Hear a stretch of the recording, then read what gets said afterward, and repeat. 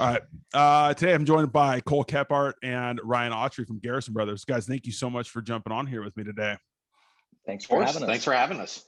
All right. So first and foremost, tell me a little bit about yourselves. Tell me how you guys both got in with Garrison Brothers and both what you guys do with Garrison Brothers. Ryan, do you want to go first or do you want me to go first? Yeah, sure. So my name is Ryan Autry. I'm the Southern California key account manager for Garrison Brothers here in Orange County. So just a stone's throw from y'all up in LA. I've been in love with Garrison Brothers since they hit the California market. I was running bars and restaurants all over the place. Got introduced to the brand in 2015, started making some cocktails with it. And then before you know it, I had Charlie Garrison at my bar. I had Dan Garrison at my bar. I visited the distillery in 2017, fell in love with the whole ranch life and just the distillery in the middle of the sticks. It was awesome. And before you know it, Cole kind of came along and said, "Hey, we're building on a team. Are you interested in joining?" And they said, "I don't have to go to bed at 4 a.m. anymore." So I said, yes. Yeah, and then my name's Cole Kephart. As said before, I am our Western sales director. So for Garrison Brothers, I manage 10 states, all Western states. So basically from the tip of El Paso on all the way to California. Hopefully Hawaii is on that list soon. I am dreaming of a Hawaiian vacation, as I'm sure a lot of us are. And basically my day-to-day is managing our distributor, making sure we've got plenty of product and inventory. So Ryan can go out and ultimately do what he does best, and that's talk about Garrison Brothers to the fine folks of California. I feel like as I've had a lot of conversations with people in whiskey, and it's always interesting for me because I always think, man, that's such a cool job. Like especially if you enjoy the whiskey that you're representing or selling. I mean, that's got to be a blast to sit down and have conversations with people, maybe over a glass of whiskey, perhaps. What is that like? That's got to be exciting times.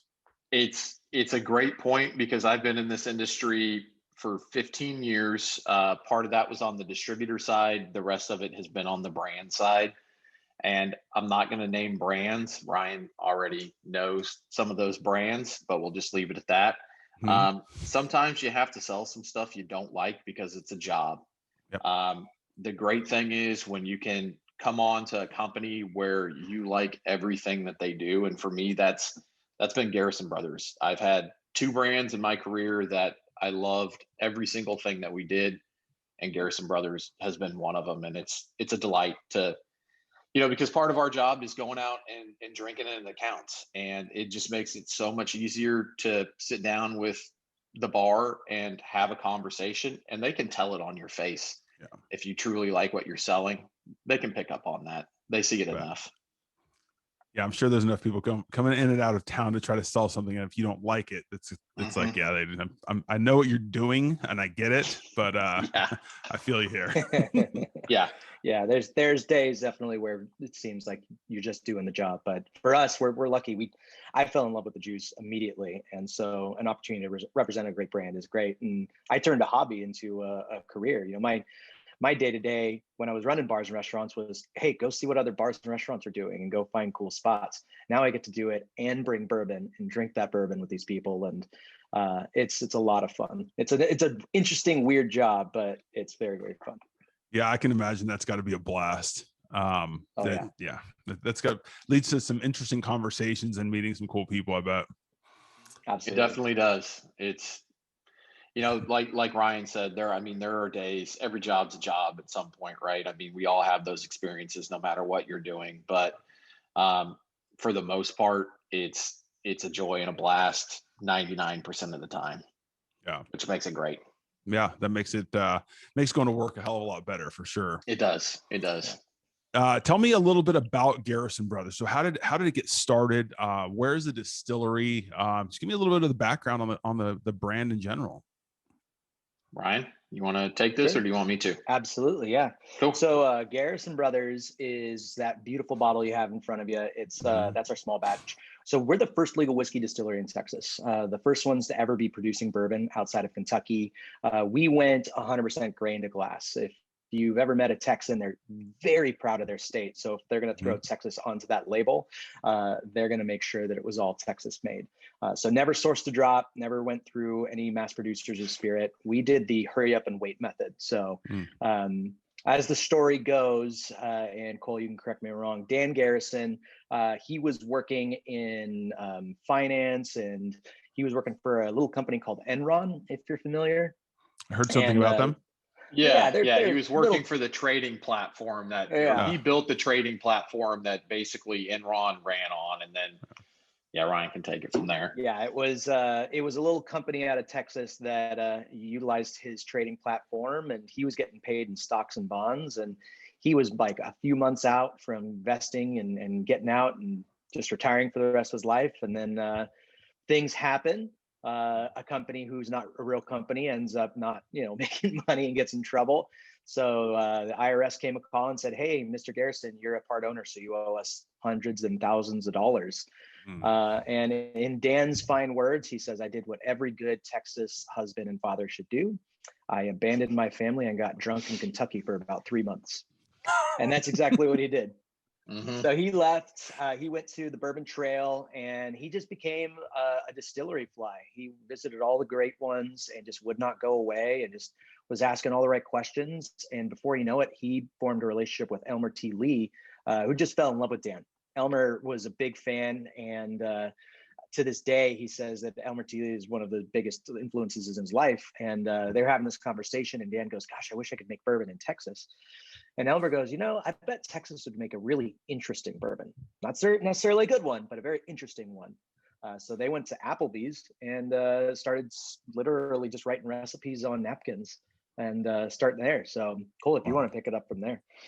Yeah, the cool thing with the whole, and I know you're kind of interested in kind of the camaraderie between, distillers and all that stuff. The real interesting part about this was Elmer truly wanted to see what bourbon outside of Kentucky could become. He had this vision of bourbon essentially becoming what Scotch is. You've got all these different regions producing uniquely different styles of bourbon. And, as Dan says, and his brother Charlie says it a little bit more poignantly, we were the first idiots to buy into what he was pushing. And luckily we did, because, it took us many years to really figure out the craft of what distilling bourbon in Texas would be, because no one had ever done it before. To Ryan's point, we were the first ones in Texas or outside of Kentucky to produce bourbon. So, we went through a lot of trials and tribulations. One of our very early batches, we lost it completely. We put it into the rick house, locked up the rick house. So, they want to keep going and checking on it like you do with your baby every couple hours. And they came back 6 months later, and all those barrels had blown up. So we had to go back to the drawing board, figure out what the issue was. Eventually we came to, or Dan and Donis and Charlie came to the realization that we need to use a different style of barrel, thicker, stronger, sturdier type of barrel. So, they went and found coopers that were able to make custom barrels, because those barrels in Kentucky, they don't have to deal with the heat and humidity that we do in South Texas. So our distillery is right in the middle of Texas. It's called the Hill Country. It's about 60 miles west of Austin, 45 miles north of San Antonio. And, we get hit during the summers. All of our rick houses are only 1 story, whereas if you look at Kentucky, I mean, they're 8 levels high. And the reason is because if we were to go that high, heat rises, and it would be, 150 at the top of our rick house, and our bourbon would just cook. So it was a lot of just trial and error. Another issue we kind of ran into initially was, so we sit on a limestone reservoir, and Elmer knew that because he was doing research at that point in his life. He had pretty much done everything in bourbon. He brought back the Pappy line. He'd done all these incredible things that now everybody just goes nuts for. But when he was doing this, he saw that High Texas sits on a limestone reservoir, and he found out that Dan owned property there. And as we started to mash and cook and all that stuff, so in order to make a bourbon, you have to start with a beer. So our beer was coming off, Ryan, correct me if I'm wrong, I think like 14 to 18% ABV. Yep. compared to like an 8% in Kentucky. So it was wildly different, which ends up working out really well for us. But at the time, no one knew because they were so used to one thing. So, to say Dan and Donis and Charlie were pioneers, I don't think is a stretch because they really had to figure it out all the way. What year was this? Do you know around what time? So, I mean, legally we got our distiller's permit in 2008, but we were doing some shining and stuff like that. Not in, it's not like they were throwing it in the back of a Pontiac GTO and hitting the road, like Smokey and the Bandit or anything like that. But they were experimenting a little bit very early on in the early 2000s, and then, started to realize, hey, this could be a real business. And in 2008, we were finally able to get some of those laws in Texas changed to allow for us to move forward and get our distilling permit and everything like that. Why? I don't know if you have an answer to this.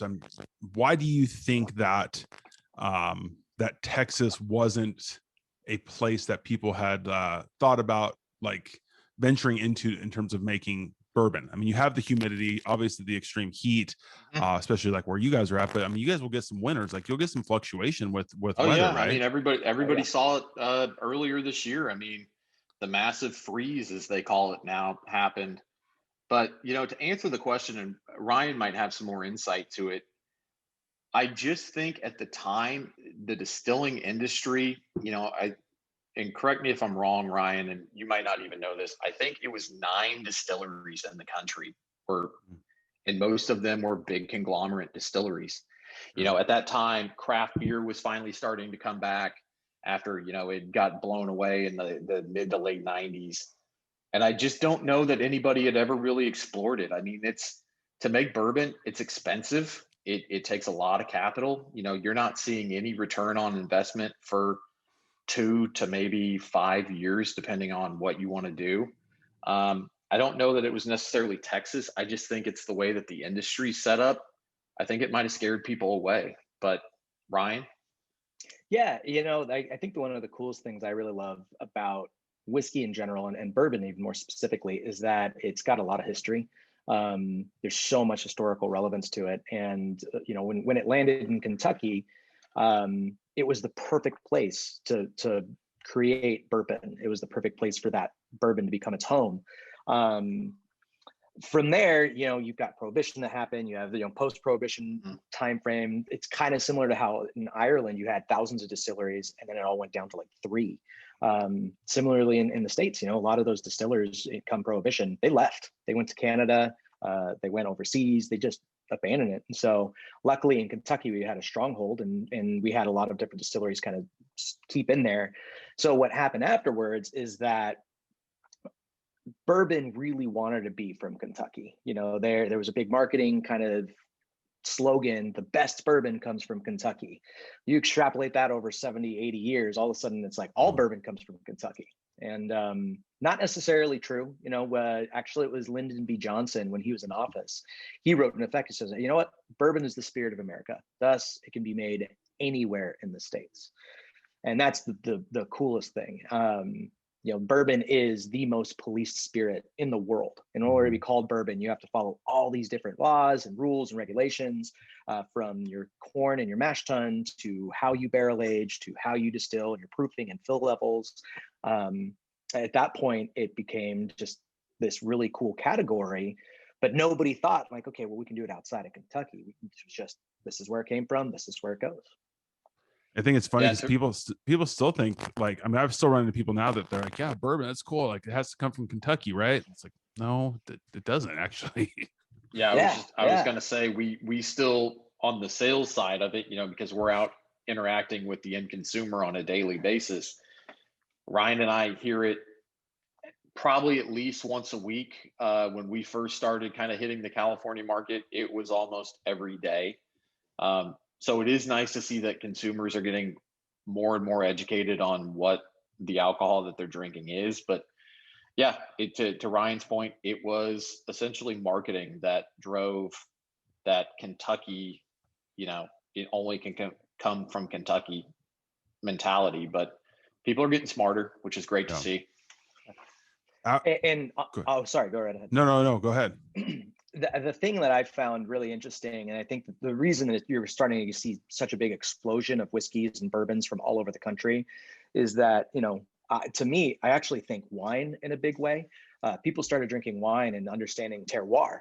And once they understood terroir, they said, oh yeah, this is a Napa Cab and this is a Washington Pinot, and different climates will give you different stuff. And we're starting to now see that in whiskey, and we'll get into it with Texas. Like our Texas bourbon is wildly different from Kentucky bourbon, both phenomenal, both excellent in flavor and profile. But now you've got stuff coming out of Virginia, and you've got stuff coming out of Nevada and New York. And I think that's something that the Scots did, that they understood we can create a category, and then we can create all these subcategories from that one category and drive all of our Scotch sales. And now we're seeing that with bourbon too in the States.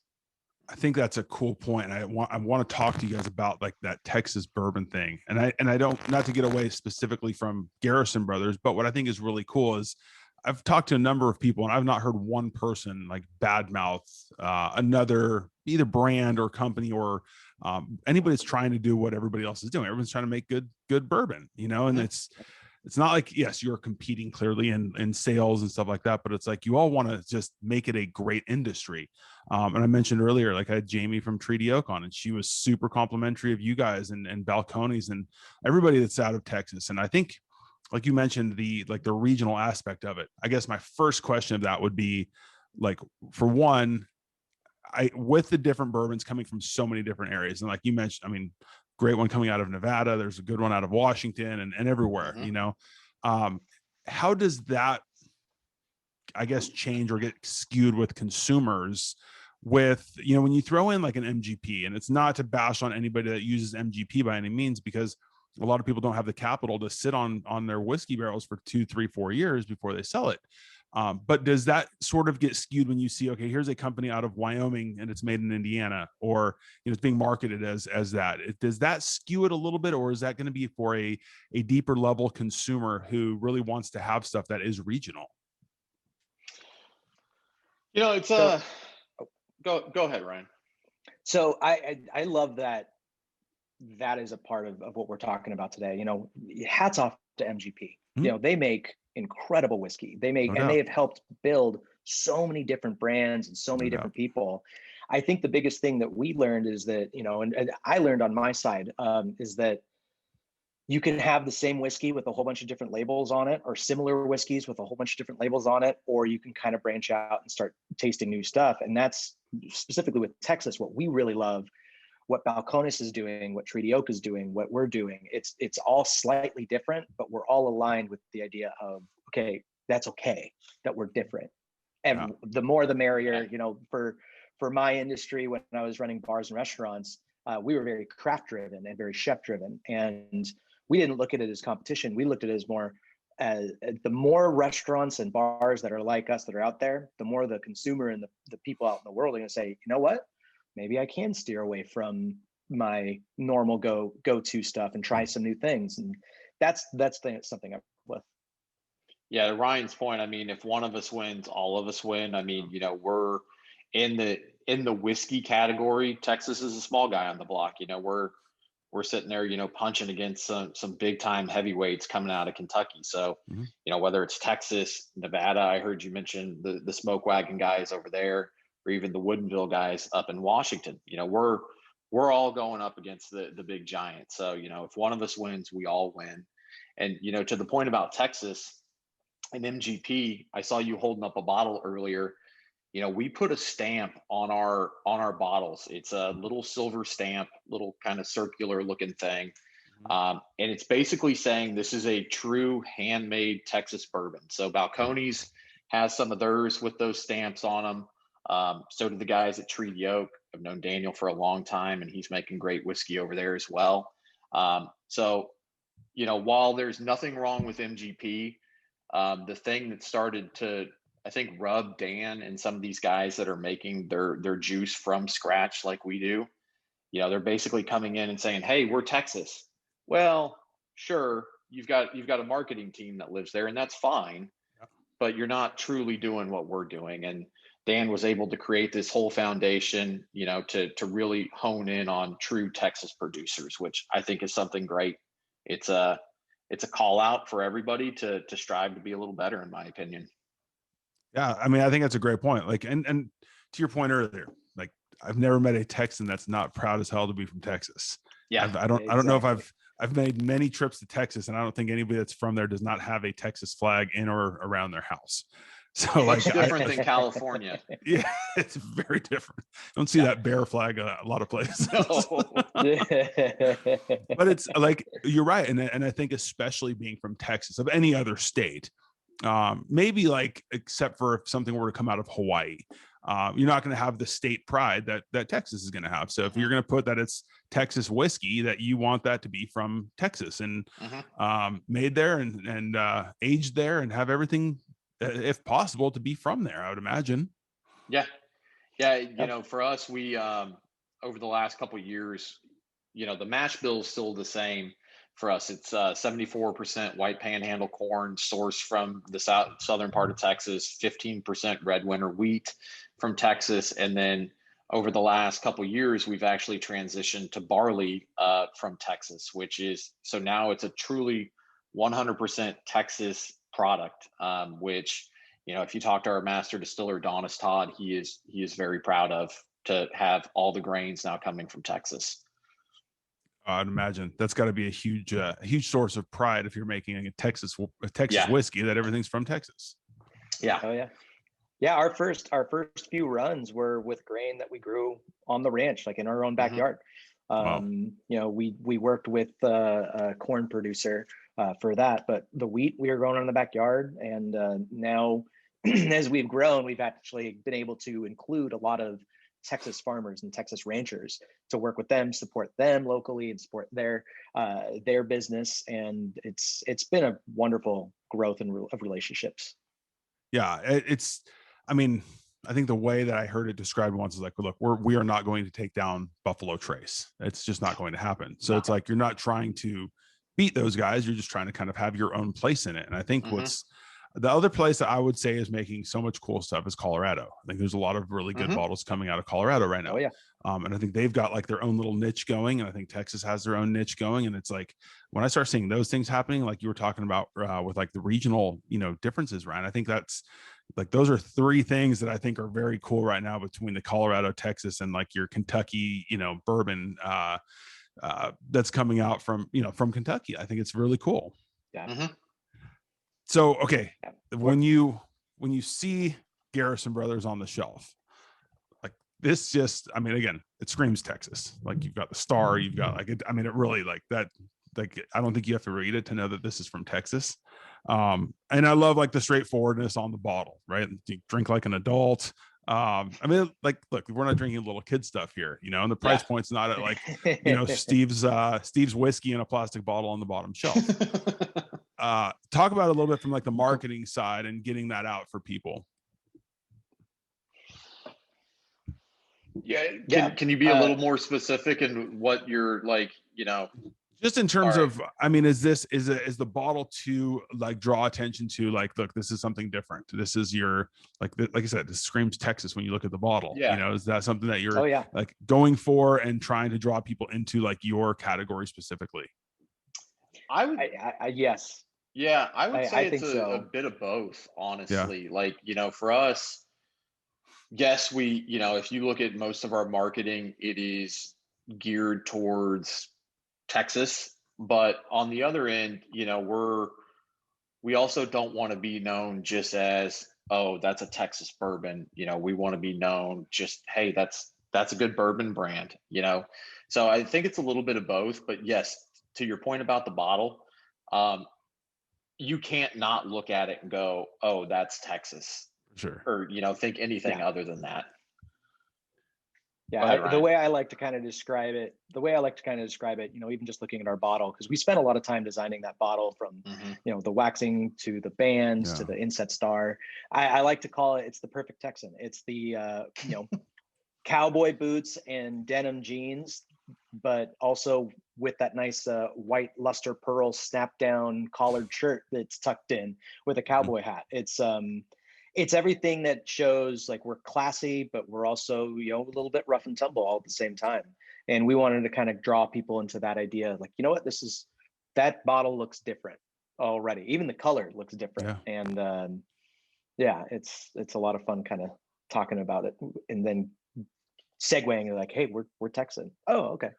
No, but Cole, I think that's a great point. Like, and I think probably for me personally, like I would probably get caught up in that as well. Like you start to think about a Texas whiskey, you know, and you want to stand out like in that space as well. But then at the same time, it's like, look, this isn't just about like, you know, dominating one space. Like you want to have, you want to be a wider range, reach a broad range of people that are interested in bourbons, and not just be classified as like a Texas bourbon, even though that's what it is. Yeah, you know, and I might be speaking out of turn on this one. I don't know. So I might have to call you in a day and tell you to cut this out of the interview. But, you know, for me, I mean, Texas can be two things for people. They can be like, oh my God, Texas, you know, these visions of Austin and cowboys and everything. And it's a really accepted vision of what Texas is. Or it can be the other and be like, ooh, Texas, you know. Yeah. A little bit more this, a little bit more that. I don't know. So that's kind of where I came in with the double-edged sword. It's like, yes, we want to be known as a Texas brand, but we also just want to be known as a great bourbon, regardless of where we're made. Yeah, I think it's a great point. Yeah. Oh, that makes perfect sense. Okay, so let's talk about the whiskey itself here, because I've never had it. I've waited to open it, which is not easy for me. So this is the first pour. I've let it sit a little bit. Having a full bottle sitting there is not on my my patience doesn't really lend itself to having a full bottle and not trying it for the first time. So I feel bad now for rescheduling on you. No, yeah, I was like, damn it, man, I was really excited to drink that. I'm sorry. Made you wait. Yeah, stare at it a little longer. All right, so tell me about this small batch specifically. Do you want to start? Are we going to start with the small batch? Yes. Yeah. Okay. That's the right one to work with. Okay, so tell me a little bit about this one. Yeah, so our small batch bourbon, that's our flagship bourbon. That's the first one we went to market with. It's still our original recipe of 74% panhandle food grade white corn, soft winter red wheat, 15%, and 11% barley for fill. The coolest thing about our bourbon itself is that we're aged a minimum of 3 years. The small batch in front of you is probably 3, maybe some 4-year barrels in there. So that sounds young on paper and in practice, but we were talking a little bit earlier about our climate and that Texas terroir. That temperature fluctuation, we're able to extract a lot more flavor in a quicker amount. So with our rick houses, you know, we don't temperature control. We want to let Mother Nature make that whiskey. And what ends up happening is the pressure that builds in those barrels, because we're using the custom barrels, our staves, they're not 3/4 inch, they're 1.25 inches thick. So they're like double the thickness of it. So we actually penetrate deeper into the staves and extract a lot of different, like, you know, fatty acids and amino acids and sugar chains that you can't otherwise extract in a lower climate. We're about like 20 degrees differentiation, I believe, leading to a much bigger angel share. We lose about 14 to 16% angel share every year. Wow. So come year 3, those barrels are already half empty, which is kind of a bummer, but also really, really good. Better surface area ratio, better extraction rates. So that dark crimson amber color, that's the best part about our bourbon. From there, with the small batch, we marry a few hundred barrels together for our signature kind of flavor profile. I don't know what you're tasting right now, but one of the first things I ever noticed about our bourbon when I first tasted it is body. It's got this texture. It's got this viscosity. Thick. Yeah. Yeah, it's thick. It's thick. Yeah, that is awesome. Yeah, man. Yeah, when I tasted it the first time years ago, I go, oh my gosh, this is way different than anything I'd had before coming out of Kentucky. And then we got into the nuances of, you know, like still very big butterscotch and caramels. And then it quickly dissipates into so much oak and a lot of spice. You know, you get like red hots, some cinnamon, some clove, nutmeg. I constantly refer to it as my old fashioned in a bottle. It's got the booze, it's got the bitter, it's got the sweet. It's everything I love in an old fashioned, just not as sugary sweet. Yeah, that's really good. I've never had it before. That's the first time I've tried it out. But you're right. Like, I think the first thing I get a lot of, I mean, that nose is like really nice. Like butterscotch kind of corn. Yep. It's definitely like when you taste it, like that body is way different than anything else. I mean, that's very unique. Yeah, so Ryan kind of touched on it a little bit. And, one of the things that I love that we do, so, he said that we married 200 barrels together to create our kind of signature taste. That signature taste changes a little bit every year because we do a processing called sweet mashing instead of sour mashing, which is kind of the industry standard. So with sweet mashing, we're not carrying over any of our spent grains after we're done with the brew process. We just move on to a completely new batch. Dan and Donis kind of looked at it two ways. You don't reuse your coffee grounds on the next batch of coffee that you're brewing. And also when we started, we didn't know, kind of back to what I said earlier, we didn't know what Texas bourbon was going to be. So we didn't want to commit ourselves to this is what we're going to do every single time. So with that, the flavor profile might change a little bit. Our 2019 was a little bit spicier than our 2018. 2020 was a little bit more of those butterscotch, kind of like grandma's baking kind of notes.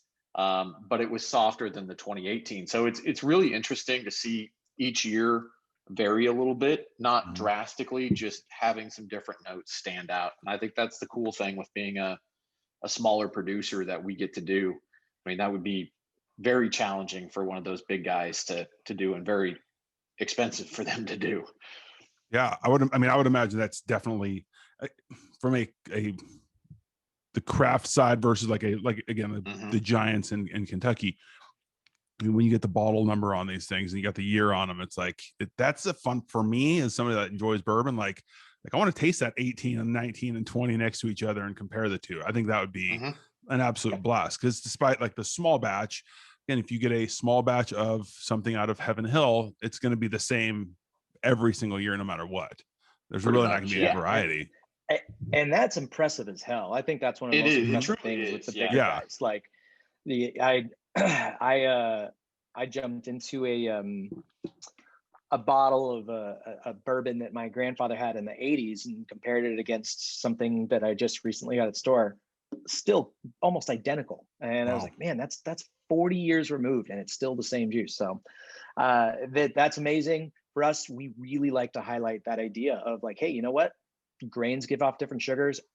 Our oak barrels, no tree is identical. All our trees are a little different. So those barrels are all going to give off different unique flavor profiles, thus creating like, a lot of different cool single barrels.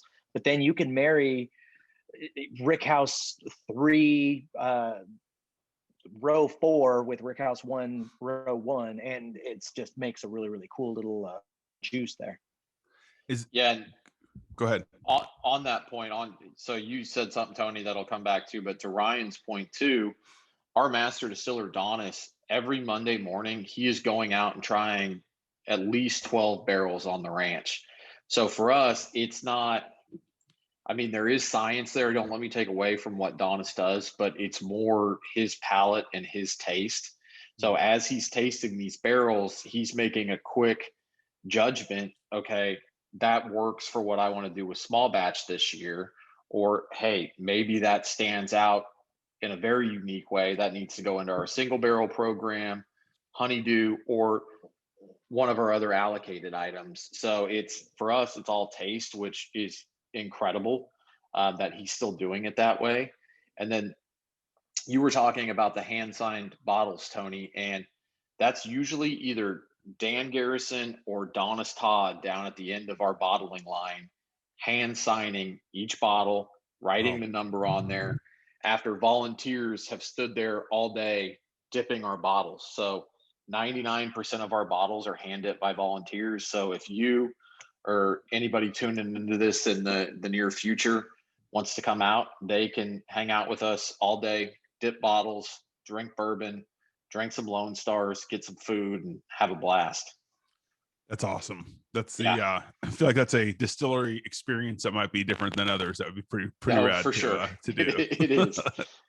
Yeah, I mean, I think for when you put small batch on it, and I think sometimes terminology gets frayed a little bit, you know, when you're dealing with like a small batch from Garrison Brothers is going to be a difference from a small batch from, you know, Buffalo Trace.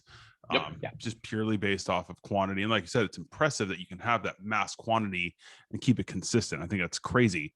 But I also like the variability with a actual smaller batch that would make those year-to-year comparisons a lot of fun. Oh yeah, I've got a vertical right now that dates back all the way to 2014. Really? I've got a bottle from every single year unopened, and when one day I can't wait to like sit down and just side by side. It'll be a fun day. Yeah. Be a Hopefully long day. I remember it all. Yeah. Yep. By the time you get, don't wait till like 2025 or anything, because are all the small batches, it might be a stupid question, but since there is like that variability per year, is everything coming out year to year at 94 proof? Yes, it is. Yeah. Okay. So that's, you know, there's the story that they'll tell you on the tour, but you know, as you talk to Donis about the science of it, you know, as he was building, you know, our small batch and looking at proofs and everything, 94 is that optimal proof to stand up to a cube. You're still going to get that full body if you throw an ice cube in there. It's not going to dilute so much that it, you know, just tastes like watered down corn, wheat, and barley. So that's the proof that we found to really hold up to that. Yeah. And then the other part of it. Oh, go ahead, Ryan.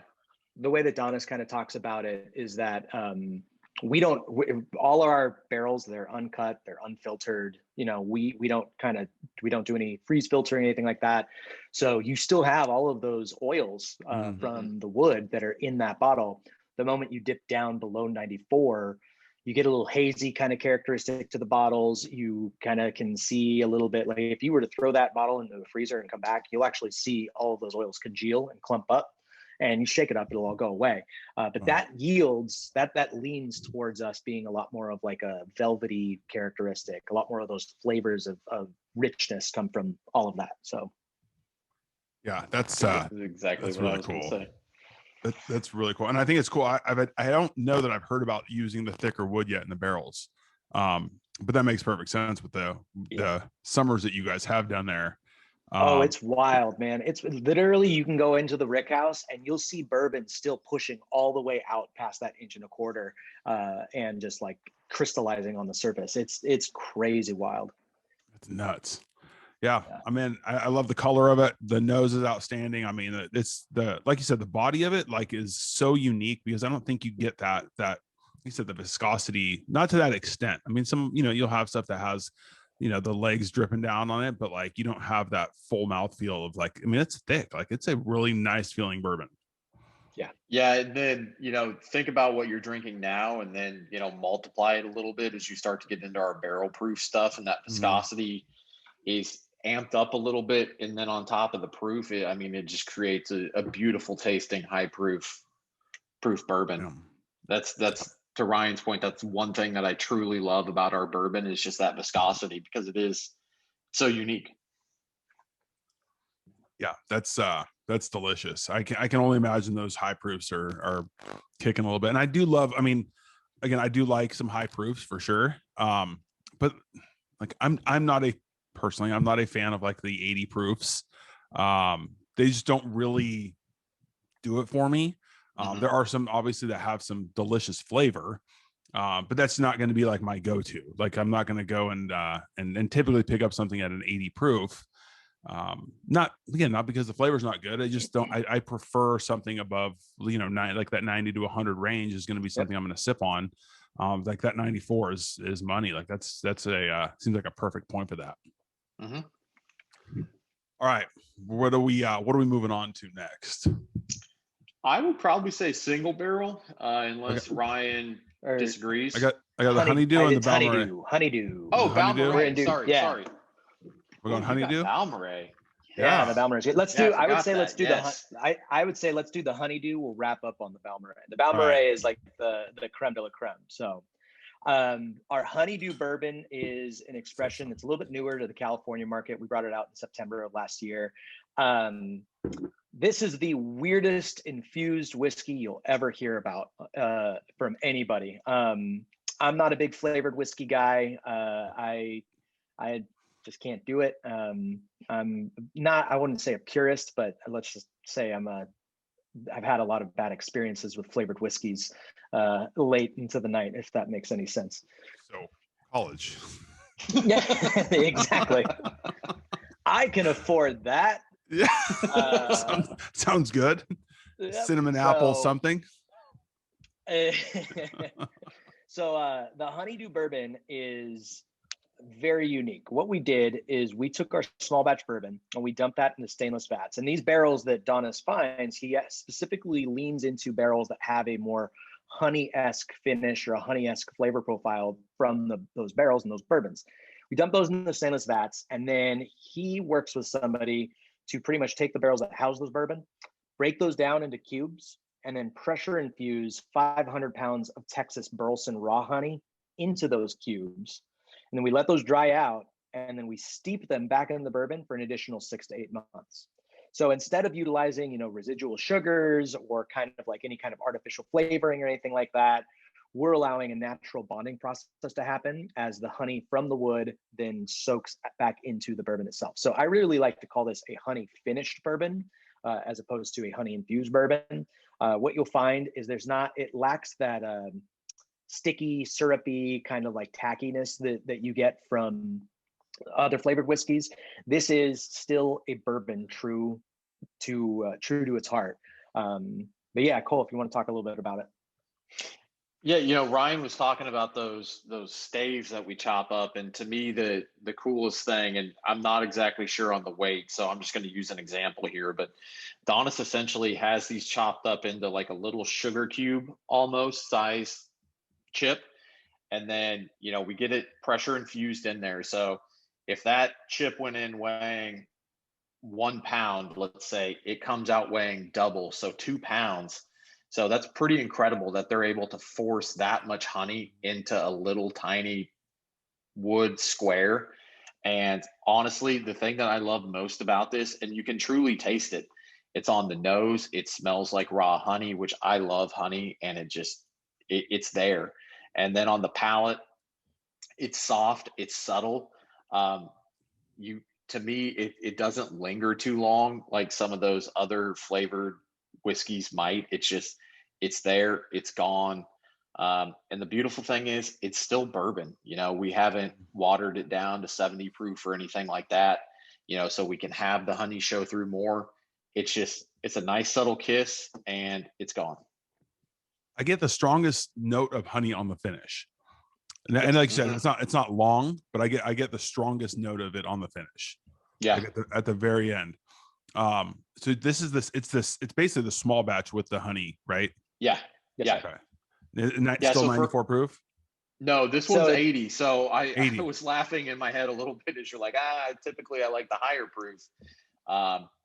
But for us, everything starts as small batch. That's our flagship bourbon. That's everything that we set out to make. And then from there, as I was explaining earlier, as Donis is trying everything, he then determines what program it's going to go into. So, per expression that we have on the shelf, there's not a different yeast in there. There's not a different mash bill. It's pretty much the same all the way through. It's just a different finishing process. Yeah. And I know, like, I know that the honey, whether honey finished, we'll call it, it seems like it's getting really popular. I've seen a lot of them coming out right now. It seems like that's like the next, not mass, but the next big, like, finish, like it was like the port and the sherry. But it seems like honey seems to be like the popular one right now. Yeah, there's a lot of different finishing that's going on in the entire whiskey world. The best way I like to describe our honeydew and a lot of those finished barrels, gateway bourbon. It is for the non-bourbon drinker to say, that's what whiskey tastes like or can taste like. I'm in. And so it kind of opens the floodgates to say, hey, there's an avenue in which this might be for you. And you start at the honeydew and go to the small batch and then end on that Balmorhea one day. It's a gateway, and it kind of opens everybody up, and not only just the bourbon but all whiskeys. It's funny, like when you mentioned that, like the 80 proof, there's one very specifically, and I'm not going to name names. It's from a big brand, and there's a paper thing on it, and I don't like it. I'm not a fan. And it's not the proof. I just don't think it's very good. And I've had it out with friends of mine that were like, God, that's the best, you know, and I can't get into it, you know, and it's not, I'm not a proof snob. I don't need it to be 140 proof in order to like it. I just typically, for like bourbons I'm going to sip on, it's going to be closer to that 94 proof. But like, I do like when you have something different.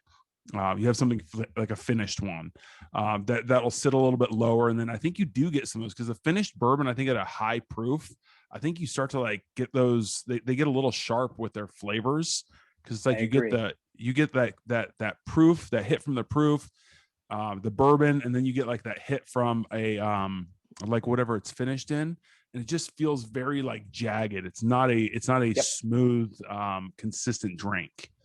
Yeah, the term I like to refer to, 100% makes sense. The term I like to use is it tastes muddled. It's just like a muddy mess of like, all right, I'm not sure what I'm getting. That's when like the proofing really comes into play. With a lot of our barrel finish stuff, you know, when we proof, we've actually proofed down with rain caught water on the ranch to keep it as pure as possible. And Donis plays with that with a lot of different formulas to find like, all right, what's the perfect balance point between proofing to bring out all those wonderful flavors and take it from point A to point Z and not rush through the rest of that alphabet. And that's what I love about all our bourbons. Even our honeydew, like you were saying, you still have a lot of those butterscotch and caramel in the front end. For me, I actually get a really nice pronounced like floral mid palate. And then it finishes with that like barrel spice characteristic on the back end still. I love that bourbon. It's something that caught me off guard when I heard about a flavored whiskey, and I start making cocktails with it. It makes a killer whiskey sour. It makes a killer like Collins based cocktail. This is one you can kind of play with a little bit more. The small batch as well, but this guy, I mean, I'm throwing him in tiki cocktails. I use this in what I call Texas tiki, where I'm balancing like a little bit of allspice and hibiscus and maybe some aged rum. It's kind of a more versatile player in the cocktail world. That's interesting. It seems, I think it would be interesting to see people's reaction overall. Like, cause again, I've seen it from a lot of different craft distilleries that are coming out with like the honey finished. And this is actually the first honey finish that I've tried. I keep seeing it. I know Belmead came out with something, and there's been a number of them, and I know it's really popular right now. So I haven't tried them because I kind of worry, for me. It's like, I don't want it to be, when you think honey, you think the consistency of honey. So it's hard to like separate the smell and the note of honey versus like the feel or consistency of honey. So it's almost like you would expect this to be a thicker type of a bourbon, but it's not. And I think that's great. I can get on board with that for sure. Glad you love it. Yeah, I'm in. So this is just now, this is in California, you said, or it's not yet? It is. We kicked it off last year in September. So it's been around for almost a year now. Okay. But before that, it was a experimental release on the at our distillery. Okay. So we got to go to the Balmorhea. Go ahead. No, go ahead. Before we get into it, there's a funny story behind Honeydew, because it is called Honeydew. For the longest time, Nancy Garrison, Dan's wife, was putting it on his list. Said, honey, I really would like a honey whiskey. I want a honey. And so every year, every month, every week, honey bourbon, honey bourbon, honey bourbon. And Dan said, we're never going to do that. Never going to happen. And Charlie Garrison told me the story. And for months, he would tell Donis, like, we're not going to do it. Not going to do it. One day, out of the blue, Dan walks into the Rick house, sweating bullets, said, guys, we need a honey bourbon. And Donis and Charlie look at him and say, really? Like, I thought you said no. He goes, we need a honey bourbon. My marriage depends on it. And that's the story of how Honeydew. We don't know what Dan did, but apparently he did something that he needed to double back and say, yeah, we need a honey bourbon. So Charlie Garrison's words, not mine. At least he recognized it. You know, it could have been worse, right? Yeah. So tell me, before we go to the Balmorhea, like you've mentioned Donis a number of times, and I saw him on the website, listened to a couple of interviews that he was in. Where's he from? What's his like background? How did he get with Garrison Brothers? Sounds like he's making and tastes like he's making some really delicious stuff. Yeah. So, Donis is originally from Ohio. So, not a Texan, but there's nothing wrong with that. Donis's career mostly was in the military. He was traveling all over the world. But to back up a little bit, I think it was his grandpa, or his grandfather was what was it, corn wine that he was making, Ryan? He was doing that. He was also a bit of a machinist, I believe, and so he was making his own stills. Yeah, so he was, I believe, shining a little bit up there in Ohio, and then as Donis got into the military and started to travel all over the world, he started volunteering at distilleries all over the world and learning the craft. For many years, when he was in Japan, he was hanging out with those guys, learning from them a little bit, and kind of so on as he traveled throughout the world. And he retired, got out of the military, decided to move to Texas with his wife and settled down. And I don't remember exactly what job he had, but he saw that a distiller's license had been granted to Dan and Charlie Garrison. So he decided, hell, I'm going to jump on my bike and ride out there and check it out. And from Dan, the story is that he was out traveling and there were a couple guys working on the ranch, and Donis showed up, tattooed, full sleeve tattoos, wild beard, long hair, on his Harley, and said, "Hey, who runs this place? I want to chat with them." So they got Dan on the phone, and Donis said, "Hey, I want to be your master distiller." And Dan at the time said, "Look, man, we're just trying to get this thing going. I don't really have any money to pay you. I can't really use you." And Donis basically said, "You'll figure a way out. I'm going to go ahead and stay." And kind of the rest is history. He's been with us pretty much legally since day one. He wasn't part of the Shining operation, but he's been with us for a while, for a really long while. Wow. I mean, I know in our industry, when somebody does good, they're constantly getting poached. So I have to imagine people are, keeping their eye on him and the things that he's making and putting out, because obviously the attention to detail is incredible. Mm-hmm. Yeah, no, I worked for a beer company for a long time, and our master brewer is making some of the best stuff in the world and in the industry as far as craft beer was concerned. And it was always part of the chatter amongst the sales team, like, "Hey, what happens if this guy leaves?" And obviously, there's a lot of back end dealing where, they're granted equity and ownership and all that stuff. And I don't know anything about that with Donis, but he's our guy, so I'm sure he's being very well taken care of. That's awesome. Yeah. The way that Charlie and Dan refer to him, he's the third brother. Yeah. Pretty much. Wow. That's a big deal. Yeah, it is. That's a big one. That's rad. He's an amazing guy. That's so cool. I mean, it's cool that you have, because the one thing I've noticed, or not the one thing, but one thing I've noticed about people like in this industry, and like we were talking about earlier, if you're representing a brand that you believe in and that you like and that you enjoy, it makes it really easy to go to work. But if you're the dude that's making the stuff that you really enjoy, and you're responsible for improving it or making it more consistent, that's got to be that's a big deal. That's a really huge source of pride, I think, for anybody that has their hands in something like that. Mm-hmm. Yeah, for Donis now, I mean, to Ryan's point about the vertical, if you were to sit back and try some of our early stuff, it was us trying to make money. We'd sat on these barrels for a long period of time, and it's like, okay, let's go. And we were still learning our craft. And you look at what we're putting out now, to your point, Tony, it's up there as far as what you want to consider as some of the best stuff in the industry. And, we've won back-to-back double golds at San Francisco Spirits Competition, which is a huge honor and not very easy to do.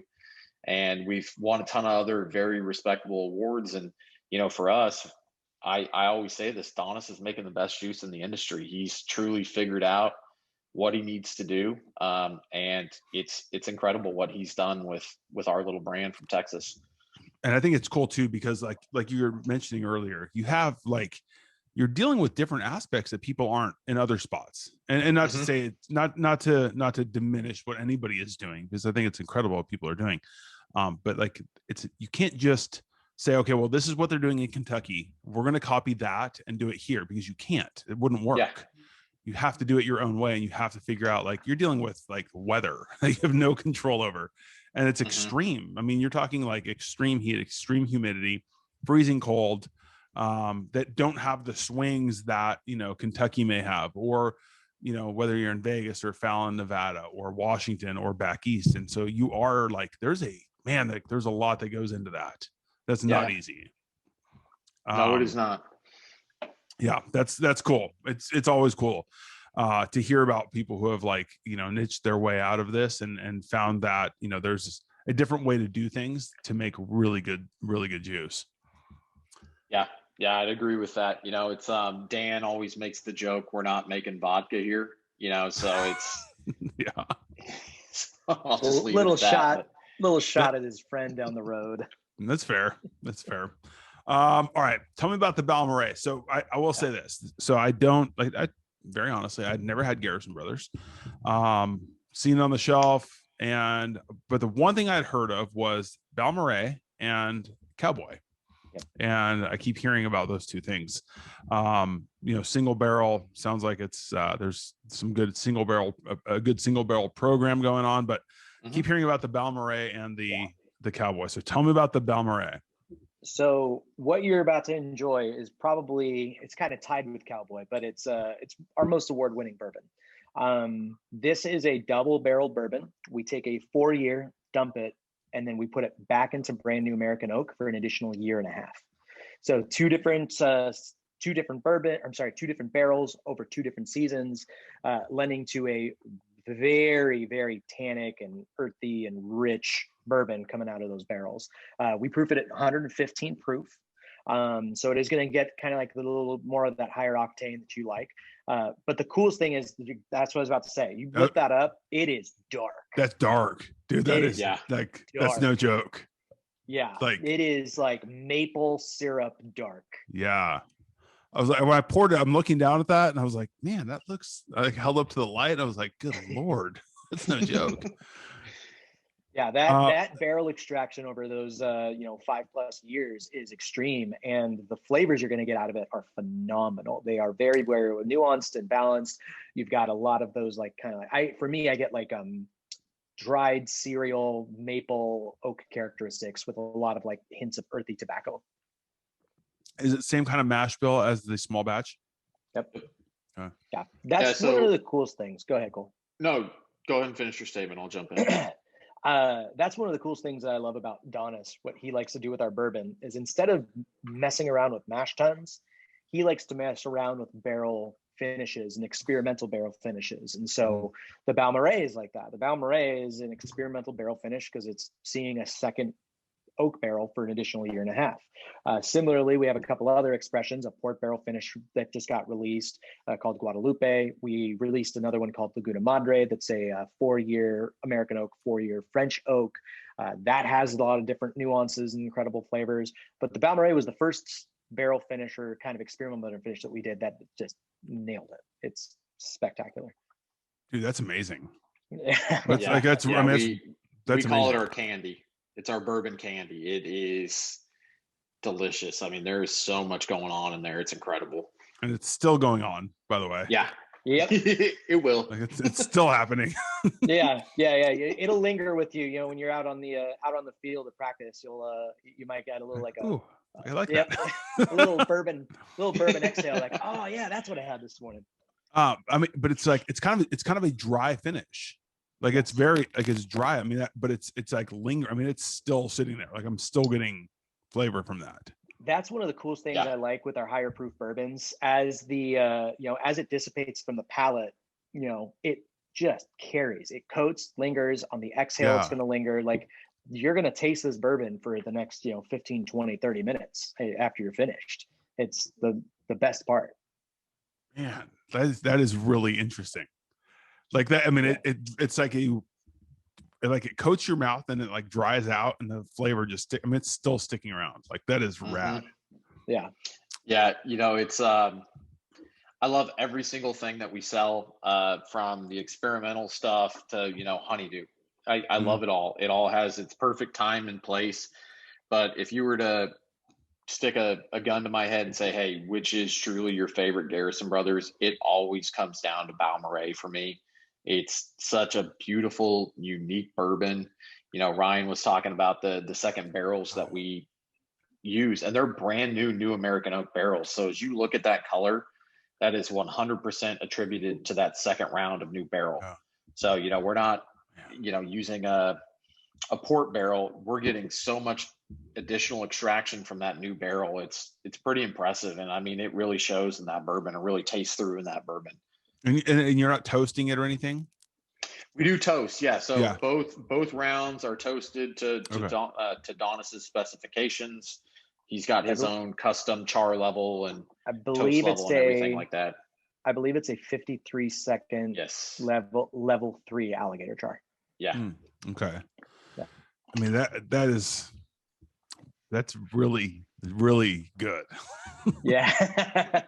I mean, because everybody's heard about the Balmorhea, and you've heard of the Cowboy, and I mean those are, and I think you see the Garrison Brothers on the shelf, and you've got what I think is cool is you got the 375 for the small batch, right? Mm-hmm. It's which is really cool, which I don't think enough people are really offering, by the way, personally. But I think it's really, or at least they're not on all of the shelves. I'd say here. on the craft side for sure. I mean, that's yeah. But I think it's a cool way to introduce people to it. That like we don't like here where I'm at in Phoenix. I'm in Arizona. We're out west. We're not in Scottsdale. When you're in Scottsdale, you have a lot of different options out there. So out here, you've got your Total Wine and a couple of liquor stores. And so when Total Wine carries things, it's like, okay, I'm really interested in this. You don't have some of the craft stuff that you'd really like to try out. That people I think that are into or follow, bourbon a little bit more closely are going to find. You got to drive an hour to go find some stuff, which makes it a little bit more difficult. But you'll see like all of the Garrison Brothers stuff that's on the shelf, and seeing the 375 I think is a nice option for people because a lot of them out here don't have that, or they're not, at least not getting it here. So I think it's a really nice option for the small batch. But yeah, this is outstanding. I'm glad you love it. Yeah, that's the cool thing about a lot of those specialty releases that we do. You'll see them. But now we've gotten to a point like our Balmorhea, if you see it on the shelves, grab it because it will be gone quickly. We can only make so much bourbon every year. Yeah. And there are days when I work with a lot of Total Wines out here. They're like, all right, cool. We're going to order a couple of cases. I'm like, awesome. And I'll call them the next day. Hey, how'd it go? It's already gone. It's all ready.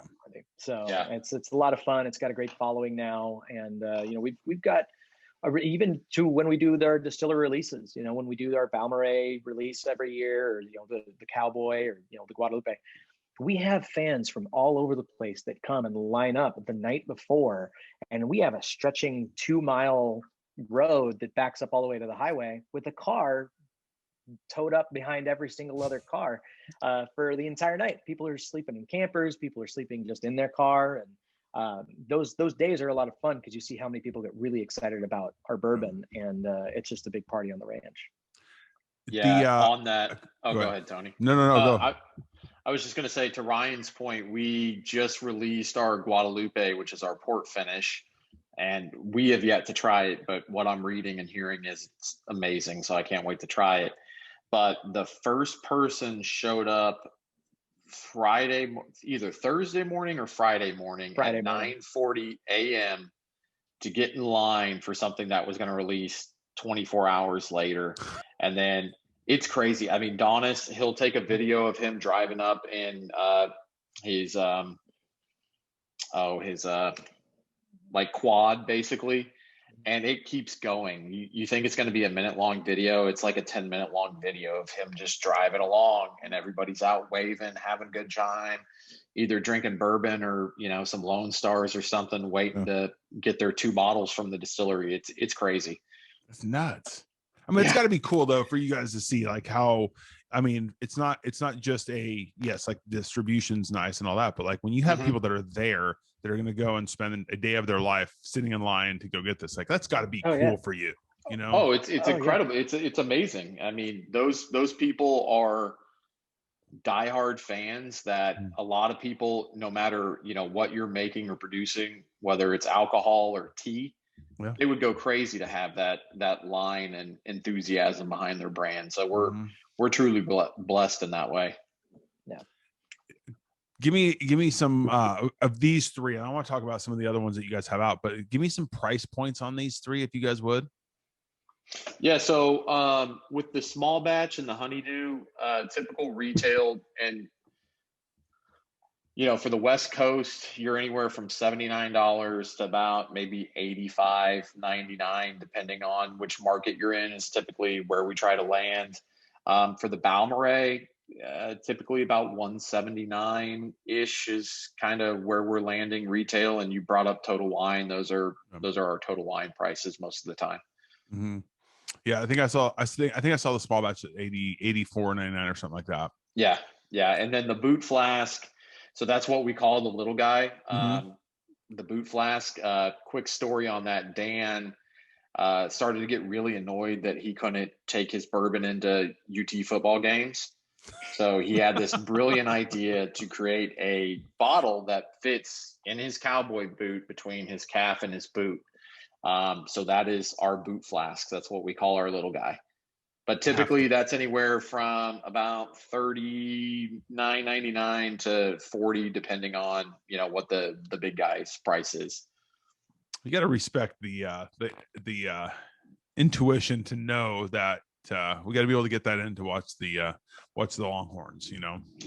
His brother, though, tried to take it through the TSA line, and I will tell everybody, you can get through the TSA line. Just make sure that you pop off the pewter star, because it will ring up in the metal detector. But somebody had to try it, and I'm glad it was. Yeah, I forgot it was there. I take it everywhere, you know. Whoops. Yep. Tell me about some of the others. So I know you got the single barrel, the Cowboy, like you said, the Guadalupe. First, tell me about the Cowboy a little bit. I'm just curious about that one. So Cowboy it's truly envisioned for a cowboy. I mean, it is uncut, unfiltered. Donis takes his piggy banks on the ranch, these barrels that he's just kind of kicked down the road, you know, not knowing where they truly fit into the program. And Ryan can elaborate a little bit, but typically it's 130 plus on the proof. So last year's Cowboy release was 133.9. The year before was 137.5. It's big boy bourbon, like, you know, buckle up, you're about to go to space type thing. Yeah, that is, I have a bottle that I'm still sipping on from 2017 when I first visited the distillery. It's my, like, I'm only going to drink this on really special occasions. These are what Donis calls his piggy banks. Like Cole said, they're our oldest barrels on the ranch. So this is 7 years plus that we're looking at. And the way that Donis looks at it is, if something can survive 7 years in that Texas climate, it's got to be something special. So, you know, there will be times where he'll dump a barrel and it's enough juice to maybe fill 5 bottles. And that's just what happens with our evaporation rate and, you know, with the angel share and everything. But the flavor is incredible. So though it's in that 130 range, it drinks shockingly smooth, you know, big rich notes of, you know, Demerara, you know, a lot more oak driven characteristics. That is our annual release once every year, usually around September, October. And we only get a handful of bottles every single year that kind of meet the market, and they quickly disappear again. Beautiful gold wax. That was one of the first big winners for us. That's a double gold that we've won at the San Francisco Spirits Award, just like our Balmorhea, which is a double gold from the San Francisco Spirits Awards. It's the way that the math kind of works out. And we've actually sent out our juice to get tested in labs, kind of where do we stand as a 3 and 4 year, whatnot. So our small batch, our 3 and 4 year, stands up to about a 10 to 12 year Kentucky bourbon, or like let's just say an 18 year if you do the, you know, the angel share math on it. So if you're looking at a 7-year, you're looking at a bourbon that really isn't like that 30, 35, 40-year range for a single malt Scotch. Nuts. And those are really wildly different in flavor profile. Similar for us, it's just amazing, earthy, tannic, leathery tobacco notes with a beautiful sweet kiss of butterscotch caramel. What does the Cowboy run if people see it on the shelves? 220, 220, somewhere around there. It's not absurd. Depending on the retailer, it might be 250. So anywhere really from about 200 to 250 is kind of our target range there. Okay. Yeah, I keep hearing about the Cowboy, and it seems like a perfect name for it too. If you're throwing out that proof point, so exactly. But that's awesome. I mean, that sounds like something. Again, who doesn't want to have that on their shelf? Like, that's awesome. Yeah. And then the single barrel. Tell me about that one. Right. People picking the programs, or how's that working?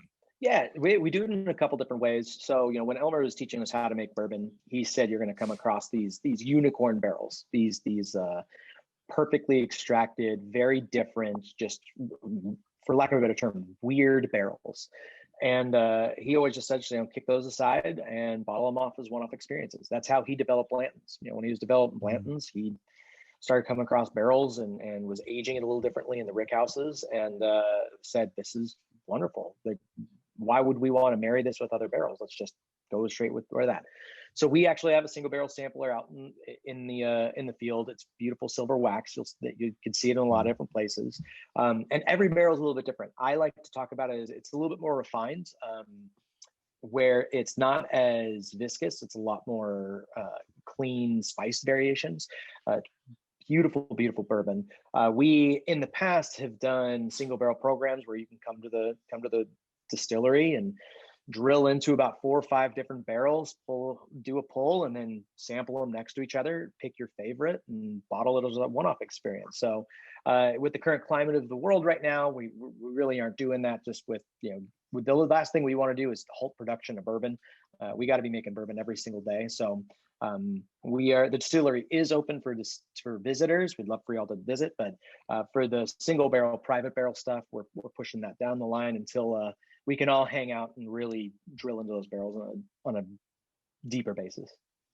Yeah, I think when they you guys sent me a box, there were some tickets in there to go and check out the distillery. So I get to Texas a couple times a year, typically before last year. So when that happens, I'm coming down, because I think that's a place I definitely need to see. We would love to have you. Yeah. Let us know. Let us know when you're in Texas again, and we'll obviously the tickets work, but we can make sure that you're all booked up, so you don't have to deal with the long line that's out there. I believe it. Little VIP treatment. Yeah, I wouldn't complain about that. Social media, where's a good place for people to find you guys? Ryan, you know this better than I do. I'm terrible on social media. We're very, very engaged and active on our social media at Garrison Bros on Instagram. You can find us on Facebook, Garrison Brothers Distillery. I believe we even have a TikTok somewhere. I think so, at least. But yeah, Garrison Bros. Even if you go to our website, garrisonbros.com, you'll find all of our social links there. We love to be connected and talking and conversing. The gentleman who runs our social media platforms, Blake, one of the nicest men you'll ever meet in your entire life. The guy's the salt of the earth, and he actually does. If you send us a message, he's going to respond. If you're commenting, he's going to engage with you and talk to you all about it. And for us, being a smaller brand, we have the luxury of making those relationships and bonding those relationships. We were talking about drinking bourbon together a little bit earlier, and one of the biggest things I love about Dan and just the Garrison Brothers culture is we could make the best bourbon in the world. It could be mind-blowingly perfect, but it will never compare to the stories that you have that you're drinking with those people. You could drink with 10 people that you form relationships with forever, and all of a sudden that supersedes what it is. And our goal, with the way that Dan likes to say it, he goes, bourbon creates these legendary stories that we really like to hang our hat on. And so that's the hope with Garrison Brothers Distillery. Yeah, I think that's a perfect way to end it. That's good. Because like, I agree 100%. I mean, you're drinking It's the time you spend, I think, with people, and like, yes, you remember what you're drinking with it. But you have a expensive, nice bottle and you pour yourself a drink at the end of the day. It's like, all right, cool. Like you're having your bourbon, but when you're with other people, it makes it a hell of a lot more fun. So absolutely with you guys, really Agreed. Appreciate your time. Thanks so much for sending these samples out here. Of course. I'm glad I waited to try these out. But I'm glad I held off. And my, Cole definitely tested my patience on this one. But I'm glad I was able to. I was glad I was able to hold off. This is great. I love the reactions as you tried through everything. I mean, just finishing on the Balmorhea, just your eyes lighting up and the wow. Yeah. So I am glad you waited too, because that was fun for me. But it's every bit as good as you've heard of. I mean, it really is. Mm-hmm. It's there's some obviously like you get hyped up about, and you're thinking like, okay, this is gonna be really good. But until you actually try it, and because I'm sure as you guys you've had some that are hyped up, and you try it and it's a little bit underwhelming. And it's like, oh, okay, like I'm not sure I'm gonna spend my money on that, but like that, I'm spending my money on that for sure, 100%. Kidding. So. Yeah, awesome. And anytime you're in SoCal, please drop Cole or I a line. We'd love to meet up, grab a drink, and say thank you for having us on the definitely podcast. Oh well, my family's all in Orange County, so I try to get back there a couple times a year. So perfect. I'm here all the time. Perfect. Awesome. Thanks, guys. Appreciate it. Thank you. All righty. Take care. Thank you greatly.